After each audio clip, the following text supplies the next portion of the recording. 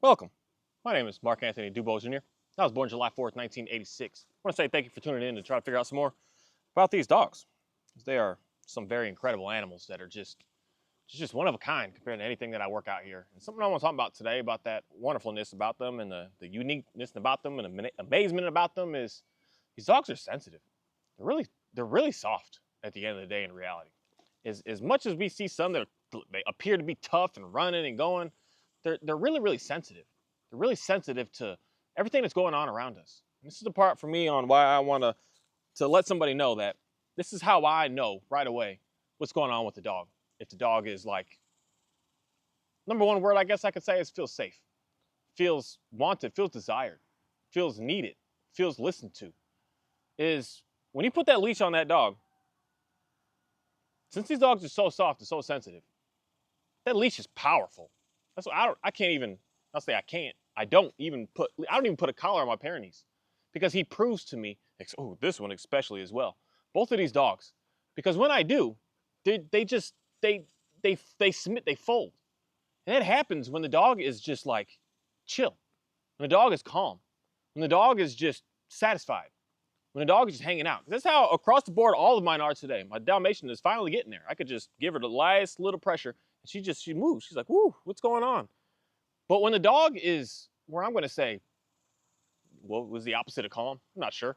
But when the dog is frantic, when the dog is like, the main thing I want to say is in fight or flight mode, that neck of that dog starts to get tight. It starts to get real tight. They got a lot of muscles up here and they can get real tight with them when they're in this just like, I got to get out of here. I'm nervous. I'm scared. And that's for me in reality, my number one way of seeing like what's going on with this dog. Where is this dog? Is this dog, is it in battle? Is it trying to run away? It's not calm. Because if it was calm, I could just put the leash on the dog and the dog just like, hey, okay, let me stay with you. I want to stay around you. I got nowhere else to go right now. It's not going to challenge it. It's not going to push back at it because it's satisfied with being with you, around you. Now I can manipulate that by choking the dog out, manhandling that dog, putting different collars on to try to force more pressure upon it. Then the dog will appear to look to be there. But again, that's appearances, and you're able to find out something like the flaws in that right away. Because as soon as you take the dog from, this is what I could test anybody with these leashes and how sensitive these dogs are. And we've all seen this. I've done this to my dogs on accident that I'm just like, it is what it is. But you stumbled once before, and you could even like stumble, you make a noise, and the dog's like, and the dog gets like, what's going on? What was that? Like they get real like they're so sensitive. You can like do something in a different room in a different corner. Your dog is like kind of it start looking nervous. You see the dog kind of cower. Like the dog's like they're so in tune with us. But when we get outside and the dog doesn't have that, what I'm going to say is that confidence with us. That's what gets the dogs to calm down, is that confidence with us. In most cases inside of the house, the dogs are like extremely confident with us. Most, not most all, but like not even most, like a lot, I'm going to say. Some of your dogs are pacing in the house and barking at everything in the house. They're still nervous in there. But usually when dogs are pacing and barking like crazy in the house, it amplifies it just exponentially when you take them outside. Because when you take them outside, now you pull on that leash and that dog just takes it, man. It's just like, and that they're holding the tension. They're holding the attention. And then at that moment, we're not communicating to the dog anymore. And in that moment, that's when we come in and say, okay, now this dog needs this kind of collar now to be able to like bump it up so that he fighting back, he ain't gonna fight back towards that now. And that's where, for me, that's where we start going backwards with truly respecting the animals. And that's where we start to butt heads with the animals. And again, this is the thing that I've just come to realize. Do prong collars, e-collars, do they work? Yeah, they work. Yeah, they can get some stuff done. But the main thing that I've just come to realize is I don't need them. I don't need them. So if I don't need it, why would I use it to just not have to need it?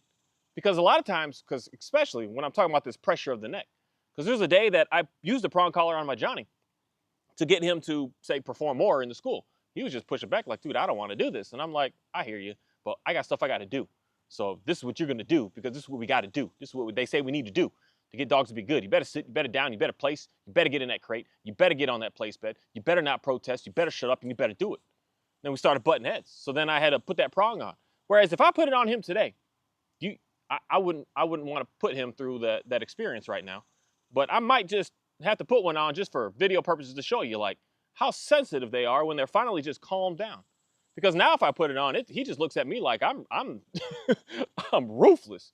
I'm just insane because he's finally been able to just relax. And when they're relaxed, now the slightest bit of the leash pressure gets us to be able to communicate effectively to the dog. That's what I want everyone to really understand of like kind of looking at like baselines of what's going on with your dog. If you put that leash on in the house and you just give it a nice little pull and that dog just whoop, it's right next to you, it's super chill, it's super calm, it's super relaxed. And that's how my Pyrenees is like, he nervous. I don't know what exactly he's nervous of. I think it's because he's by himself that he's like, I think what's going on with him is he primarily likes to do, for a pet dog, he's fine. But for a working dog that he is, I need him to be, I think he needs more. And that's why he has this little bit of nervousness to him. But as far as him and how his behavior, he's so chill. He sleeps, he's laid out. He's just hanging out. He sleep in the middle of the field. He knows he's secure on his lot of land in his area. But when the said potential threat comes, that's where I can see he's like, whoo, what's going on? Like he doesn't have any backup. And he wants some backup.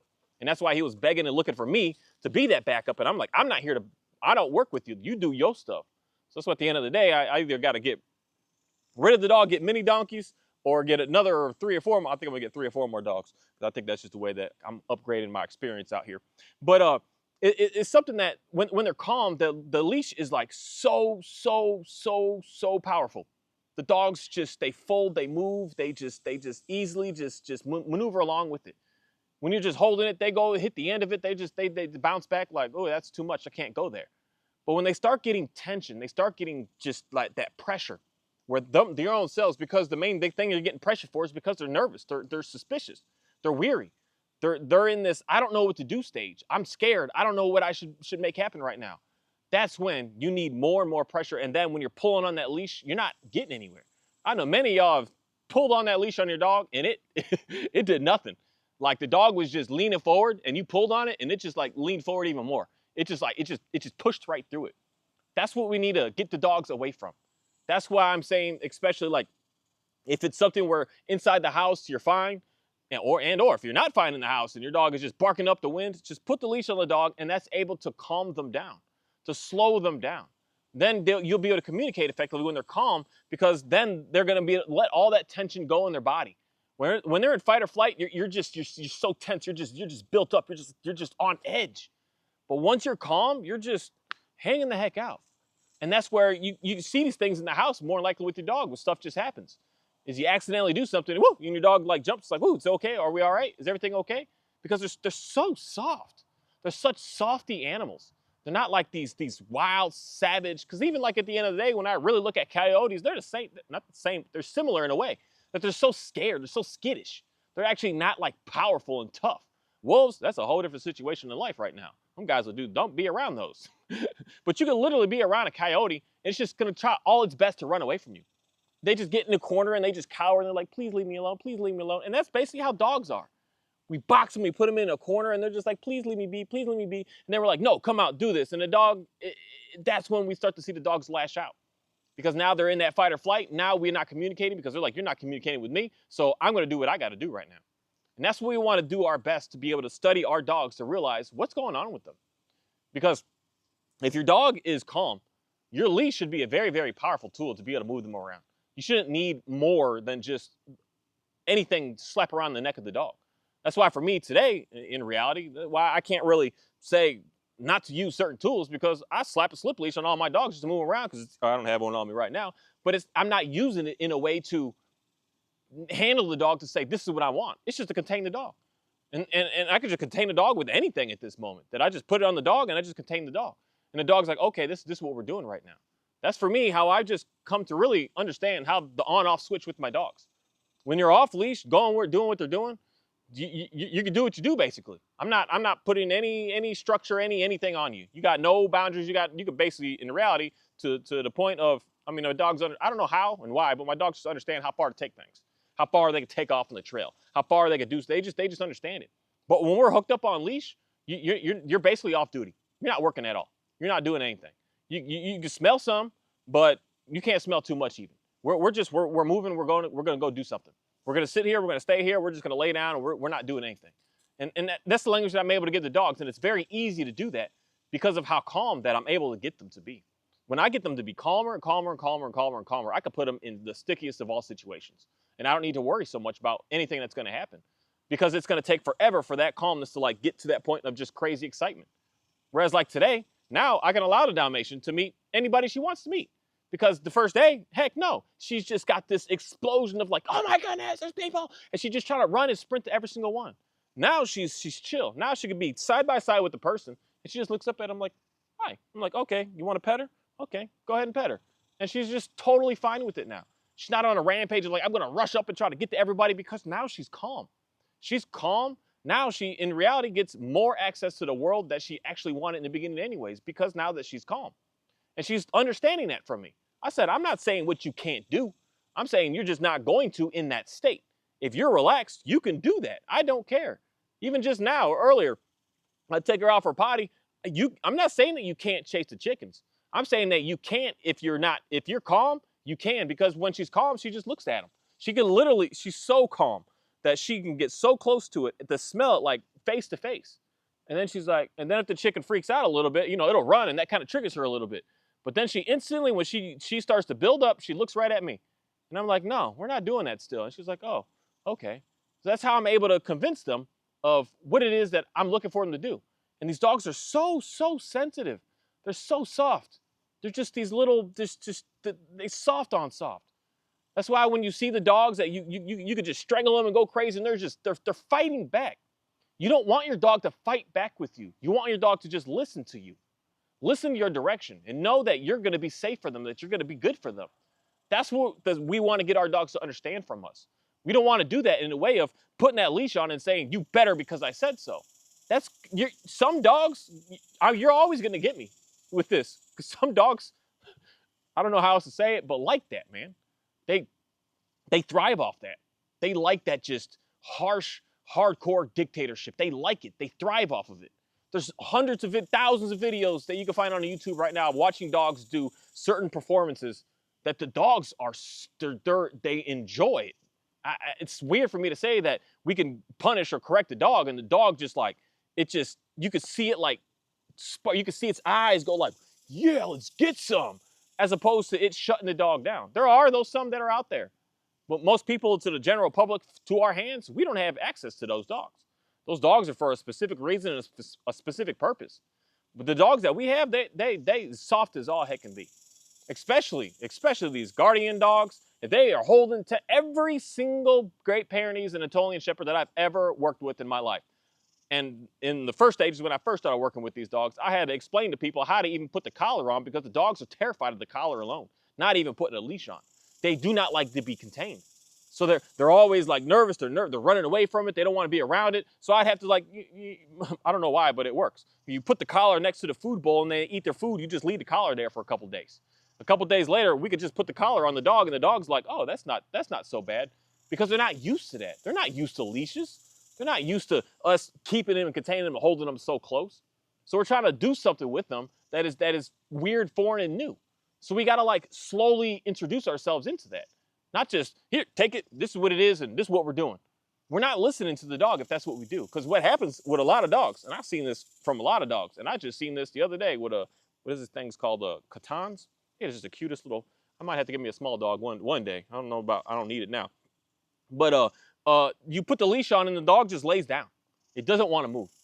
And because there's one of two things that I've just seen, maybe more than that, but I just see the same two scenarios. The dog's just saying, I don't know what you're doing to me. I'm scared. I'm nervous. I don't know what's going on. And then there is the other side of it of basically we've done something to that dog, and now that dog is in that sense of scared. So either on its own or something that we have done. But most cases it starts off with the dog is just like, I don't know what you're looking for with this, man. I had freedom and now you're like putting this on me and now I can't just move. Now this is just jangling on my neck and I don't know what's going on now. The dog's gonna shut down.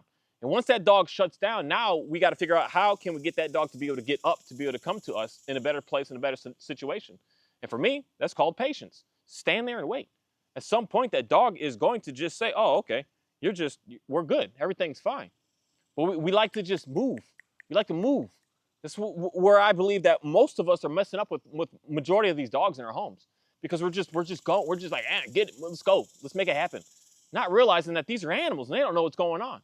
With a child, a 2-year-old, I can look at the kid and say, hey, we about to go here, we're gonna go there, because okay, let's go. And if he gets protests, that's I'm gonna say at the end of the day, really easy to get around.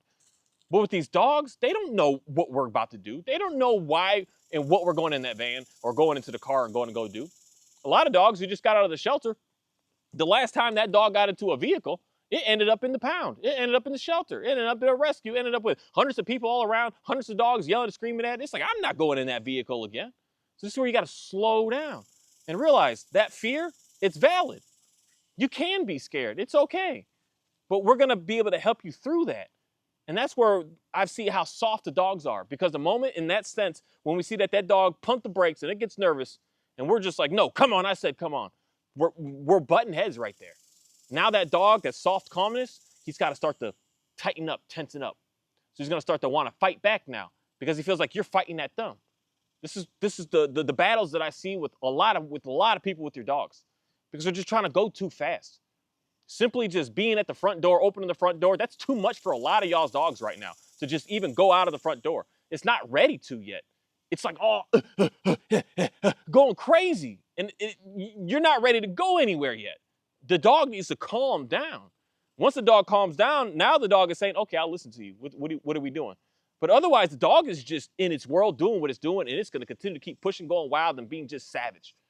And then you wonder why it keeps getting worse and worse and worse down the line. Because the dog is just getting tougher and tougher and tougher, as opposed to just relaxing and relaxing. And just super relaxing. It's something I could say, that's I'm gonna say something messed up right now, but it is what it is. It's like someone came to me and tried to slap me around without me knowing about it. You're gonna be able to damage me a little bit because I'm so chill. You gonna slap me, I'm like, gosh, doggy, what was that for? But if I know what's going on, you can tension up, you can get ready, you can get into that battle, you can be ready to make something happen. And then when you're in that stance, you're waiting for it to happen. And that's what's going on with these dogs. They're waiting for something to happen. They're waiting. They're like, I know something's gonna come around that corner. It's coming. It's coming. There's nothing coming around the corner, but it's on edge with every little thing in life. Because we're sitting here fighting and battling with them all the time with all these little things throughout the day and not realizing we just need to calm things down, slow things down. A lot of your dogs are not ready. They are just not ready to do what it is that we want to do. I forget whose channel, man, she hasn't posted a video in a long while, but she just started making some real good information out here. Man, she hasn't made a video in months now. But she had like 10 subscribers, and I was like, man, girl, you got some better information than me right now. I appreciate it. But I'm gonna take some of her information right now and say, I try not to take other people's information and repost it like that, just straight up. But I have to figure out her name, so you can go check her channel out. But she was saying maybe you need to take, I think it was like a 21-day reset. Don't even worry about taking a dog out for 3 weeks because it's not ready. Something that's been going on with you guys, it's not ready. Simply standing at the front door and waiting with the door open is going to get the dog so excited, go through all this, and it's going to be able to, say, exercise the dog enough for that couple of weeks to be able to get ready to just transition, a new start. God, what was the word that she used there? It was like, but basically a redo, a start over of saying, I know what we used to do, but now we're going to do something different. We're not doing that anymore. So don't even count on that anymore. And sometimes, I'm telling you, I've done this to many of the dogs. I've gotten them exhausted by standing in place because I'm standing there waiting for that dog to just calm down. And when that dog finally calms down, it's just like you just hear, they always make exaggerated sounds and they just chill out. And that's what we want to be able to get our dogs to be able to experience with us. That we're not here to just like, let's get stuff, we got stuff done. I understand that's how we as humans are. We got to get stuff done. But the more that you start to take a lot of that pressure off and those expectations away, that's when things start to look better. That's a big difference that I'm going to say is what us as humans today are much different than 100, 400 years ago. Granted, we've always had to get stuff done, but it's like today we on a rush for where you going. We're on this like, I got to go. And where are you going? What are you rushing for right now? Just take a moment, take a second. And I could say something that's even, what was that? The first one that came out, TiVo came out so we could record TV. It's like, you don't need to rush. The recording will be there. It's waiting for you. You don't need to, it's not, you got to be there on this specific time anymore. It'll be there for you. Just slow it down a second and just hang out a moment so that you can be able to make sure that you're doing what's proper and what's right. and not just taking what you want, how you want it. Because these dogs, they are so soft. They're so sensitive.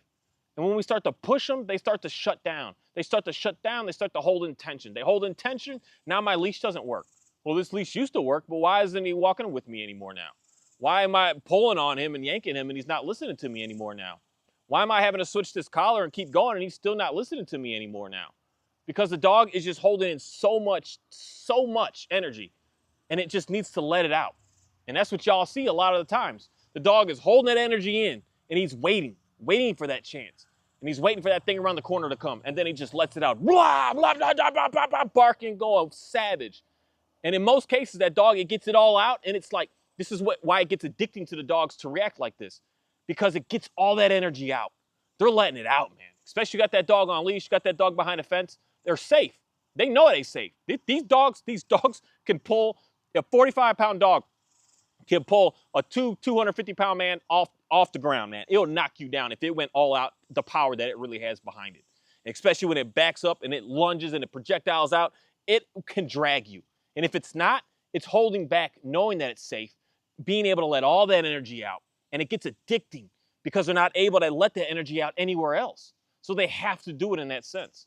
That's why for me, I've been having good luck. Good, I guess I could say luck.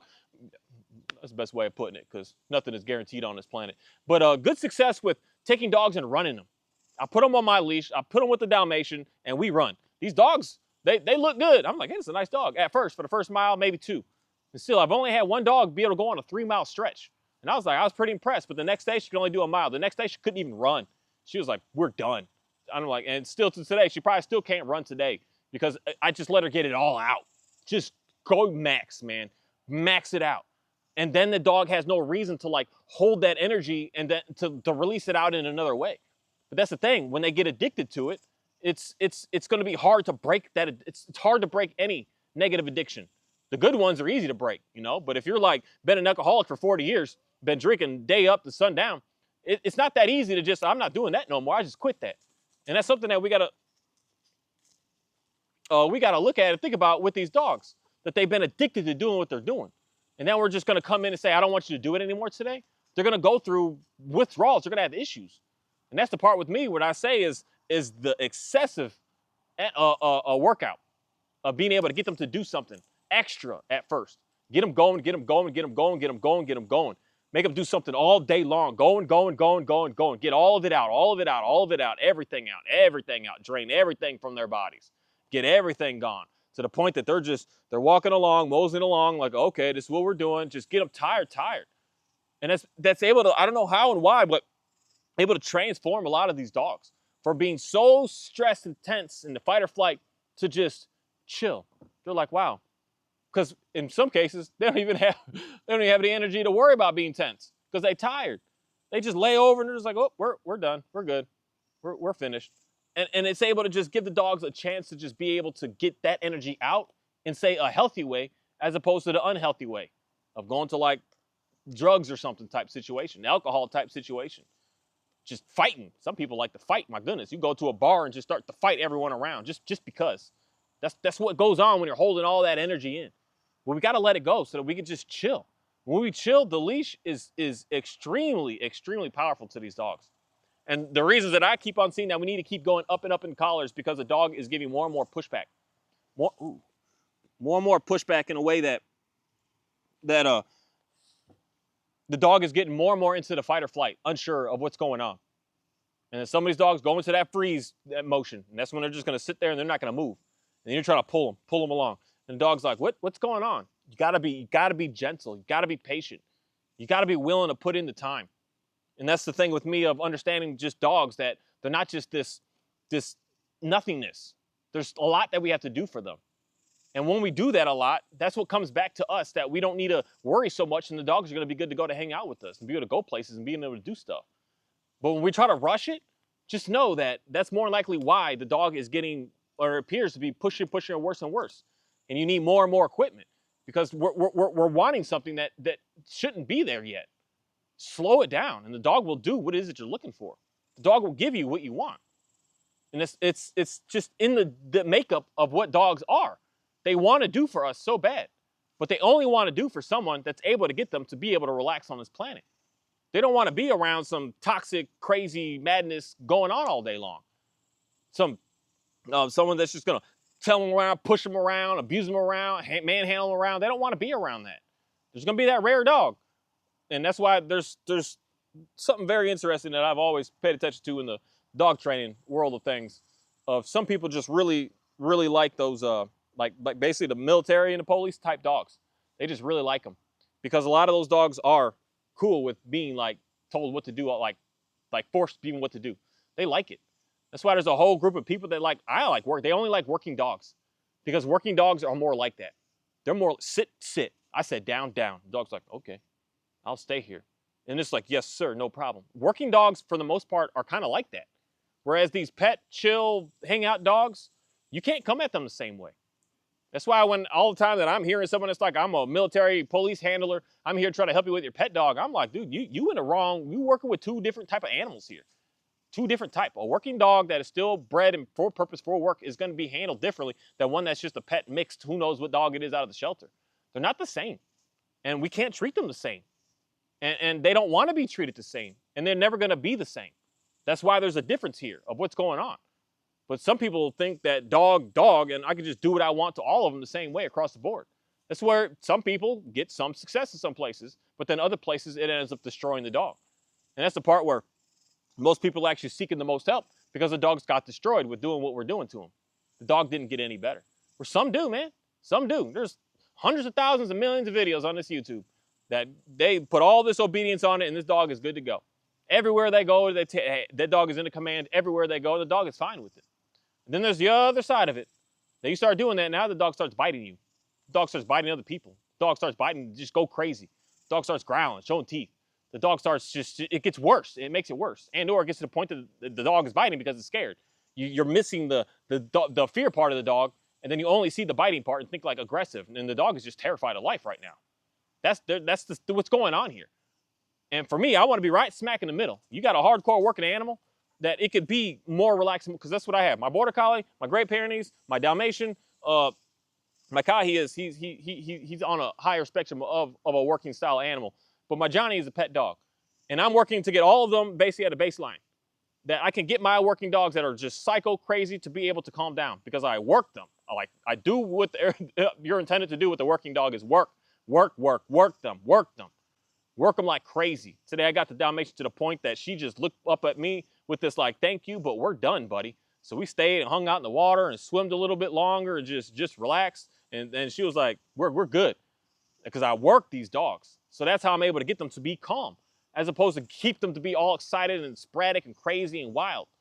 And I, at the end of the day, can talk to them a little bit differently. But that's where it's different with my Shepherd and my Dalmatian. You can't tell them disobedience. They look back at you like, no. And they give me more pushback. Especially, I don't know what is that Dalmatian. She's an interesting dog to be able to work with. That I want more of them to work with because I want to see if this is like just how they kind of are as just a dog. That they're just like, they don't want no disrespect from a human at all. None, zero. And they don't give you chances. They just, you mess up and the dog's like, well, forget you. I'm done with you. And I'm like, what the heck? Like, what's going on? Like, they just want to, they don't want to give you no more opportunities once you do something that they don't like. And it's not that they don't like it. They're being like pushy or arrogant or anything. It's just, I'm doing something that is a little too much for her. Such as when I was telling her to do that down, when I was doing the force down with her. She looked back at me like, I'm done with you. Now for me to try to get her to even do a down playing games, she just looks at me suspicious like, buddy, what are you trying to do to me right now? And I'm like, we hang out, we're done. I don't need to do that. It's much different. For the other dogs, you could disrespect them and they'll just come right back. They'll come right back. They want to snuggle with you. Like, it's okay. I know you're sorry type language. Like, you'll get better. It'll be all right. But that dog is like, forget you. And I'm like, it's fascinating. It's fascinating. And that's the difference is where I can say is I enjoy working with multiple dogs, not all the same breed. I got the same breed dog. And you get stuck in like, you train that, a lot of people get stuck in like shepherds and you want to train all dogs like that. You can't. You cannot train a Border Collie the same way as a German Shepherd, the same way as a Malinois. It's different stuff going on here. You cannot train them the same as you train a Great Pyrenees. especially, I don't know what it is, but every single border collie that I've seen personally in my eyes, in my hands, holding my leash, has been extremely sensitive to the leash. You put the leash on and they submit. They're just like, what am I doing wrong?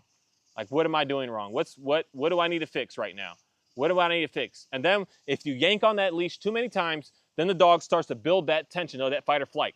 And then they're like, what's going on? And then they start fighting back at it. And then you need more and more and more and more and more. Every single border collie that I've ever put a leash on has been like that for me. I've never had a single one that just put the leash on and the dog was like, it was happy and enjoyed life.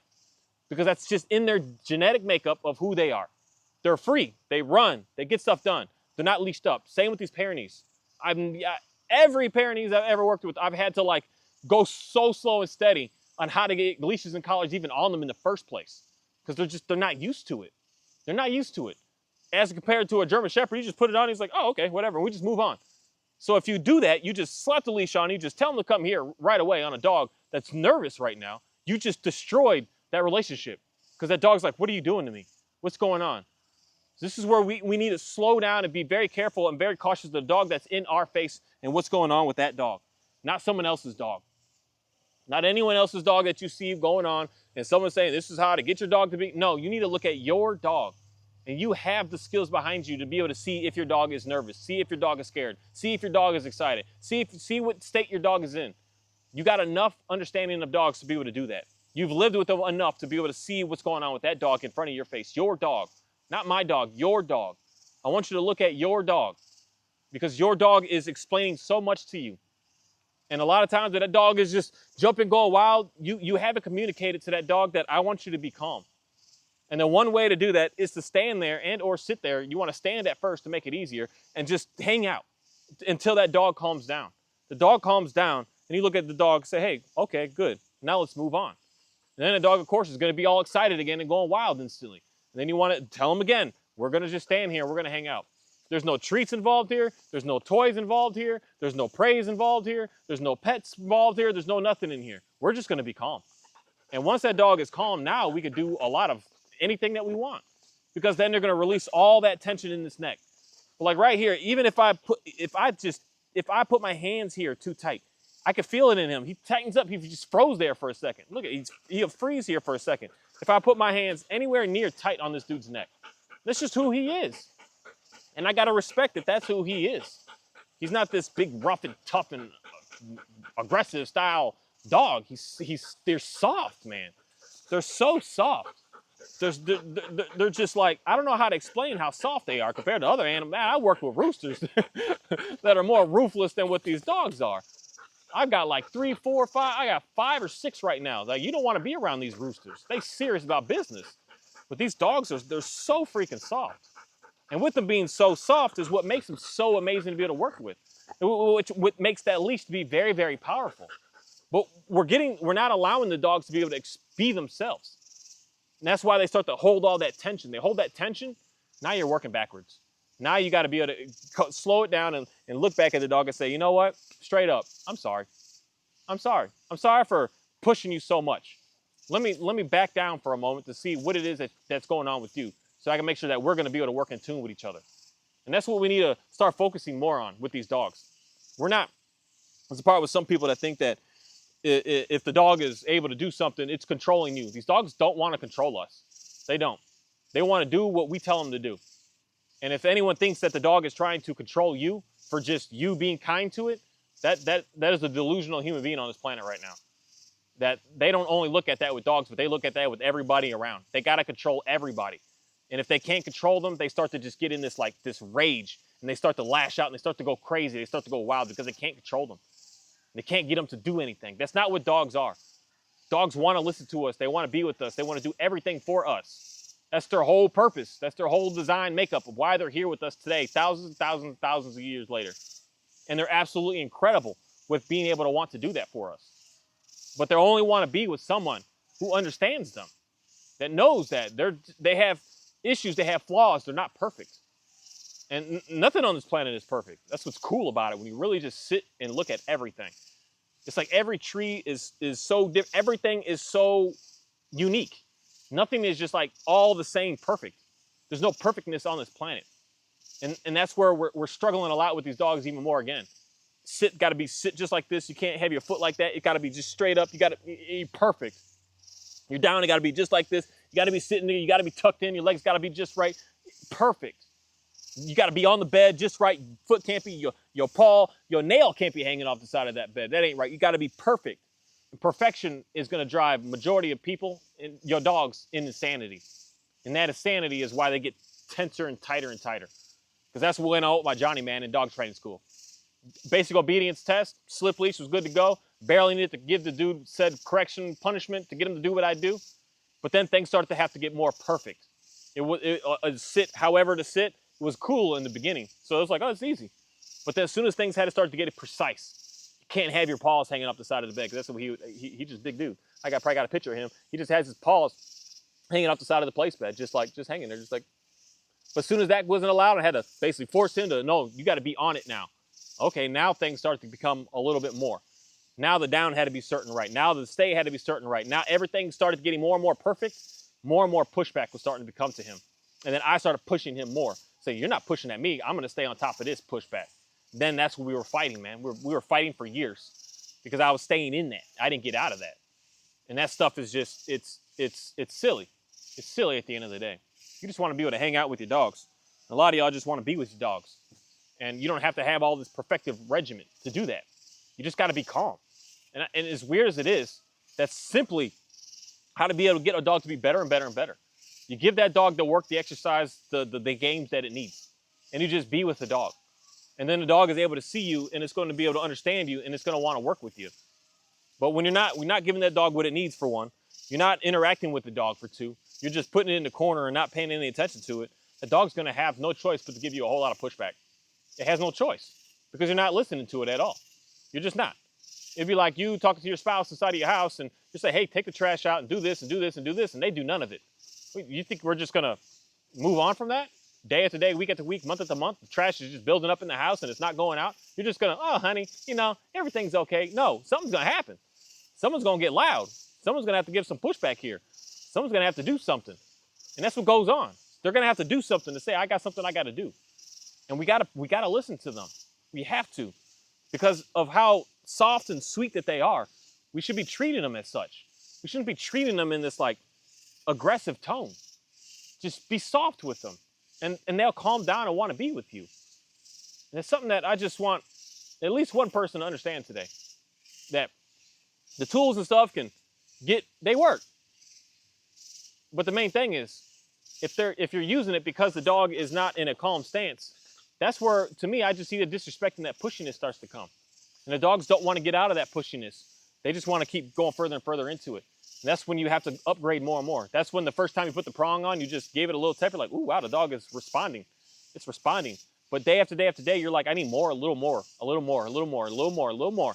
And then day after day, a little more, a little more, a little more. And then you're trying to learn how to do that right snap. Just got to get that snap. As opposed to the first day you put it on the dog and the dog just moved because it felt it. It was like, ooh, what is that? And it's just folded. It's submitted. So that's the thing that starts to go on. If you're able to communicate to that dog before you get to that disrespect, you don't need more pressure. That's why sometimes I've seen this, some people's dogs. The dogs are already, I'm going to say, pretty darn good. And they just put the prong on to get it to stop pulling on a walk. And they never, ever pull, yank, do anything to that collar. They just put it on the dog, and the dog stops pulling. They don't do anything. I've seen this. They don't do nothing. They just put the thing on, and most of them, they're oversized. The thing doesn't even fit the dog correctly, and the dog is totally fine. Because that owner never went to that level of disrespect with that dog, so that dog has no reason to go to the level of disrespect with them. It's a balance that's working with them back and forth. Everything's fine. Because that's what would happen if I put one on my border collie. I put a prong on that border, he probably wouldn't move. Because the first time I put a leash on that dog, he stayed there. And I went in the house, I was like, come on, boy. And I totally forgot that he had a leash on, and he didn't even move. He was just submitted, he just laid there. He didn't move. That's what goes on with my Pyrenees. That's why I need to get a collar on him. I don't really need to, but I don't really care. But because he just lays. He lays still. He just lays on the ground. This is how soft that these dogs are.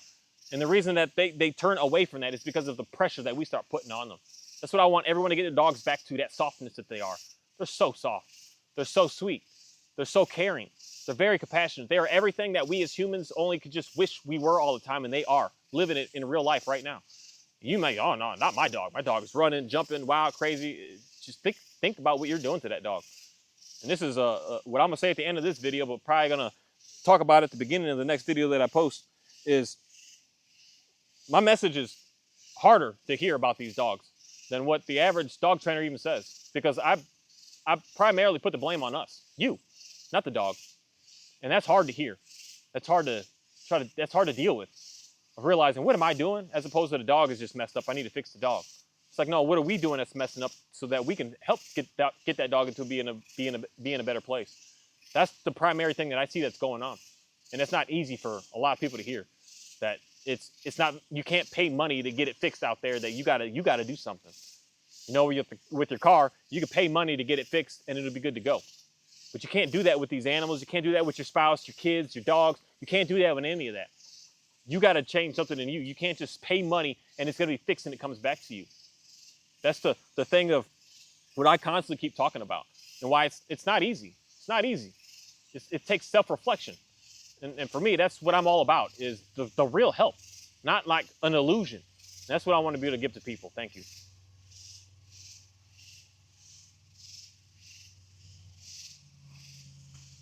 It's such a interesting place to be, where I'm at in my life right now, with seeing what's going on around me. I'm realizing that years and years ago, I used to blame everybody. I mean, everybody. I blamed everybody for all my problems. I blamed people that weren't even in my vicinity. I blamed people over there. I blamed people in the other side of the world. I blamed everybody for all my problems. And you can only guess that my problems didn't get any better. And I just kept getting more and more problems, to a point that it started to get real dangerous for me to even be able to just live. And then I just had to have a realization one day of, I forgot who even said it to me in a video, that I wish I could remember that specific video, that just was like, Mark, you wrong.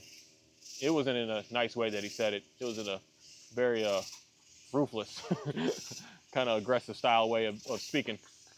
And I was like, maybe that is the key, that it's me. And once I realize that it is me, then I can do something about it. And then I even got further into that, of not blaming anyone. And then I even stopped blaming myself and realized that I'm really not in control of anything out here at the end of the day. I'm not. And that really, that is the part that I believe has got me to be able to get to where now, across the board, a lot of everything is starting to become better for me. I'm no longer blaming someone else. I'm no longer blaming the dog. I'm no longer blaming myself. I'm just living. And there's no reason to blame anyone or anything, because I can't control every aspect of everything that's going on. So I just started to calm down. Then I start to calm down, and guess what? Everything else around me starts to calm down. Everything else around me starts to relax. And that's what I want to be able to explain to someone, of what it is that I'm talking about and I'm doing here. Because again, as much as I talk of dogs, because I just know that a lot of y'all got dogs. Man, it's crazy how many people in the United States of America have dogs. And it's crazy how many of these dogs are crazy and wild and savage. And then it just made me see, is like, how crazy that I just know that you as well are crazy, wild, and savage. Unsure, nervous, scared. Even though we as humans try not to say that about each other and put that out there, but it's what we are. We out here nervous, man. We out here just real paranoid about a lot of things. Just struggling. And that's been my main thing, of how to be able to get out of that and help with that. And I'm not in control. And the more I let the control go for my own life, not only on the dogs, because a lot of times when we're not in control, we want to make everything else in our lives to be in control. That's real toxic, by the way, if anybody didn't understand that or know that. But that's where we start to get into a better place, an easier, nicer place, because we're able to just finally realize, just live, man.